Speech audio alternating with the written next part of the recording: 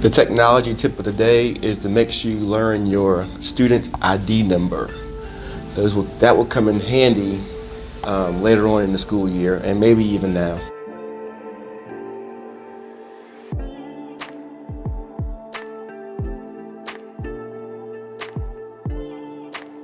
Okay, I'm going to show kids how to create their own numeric keyboard pad. So type in numeric keypad image, and hit enter.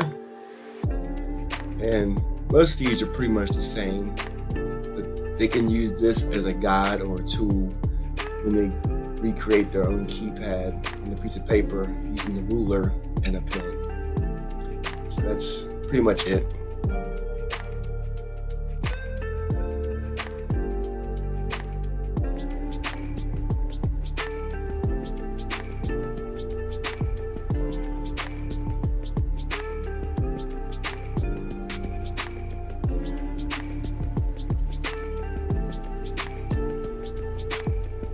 Okay, now that you have your keypad created, just practice.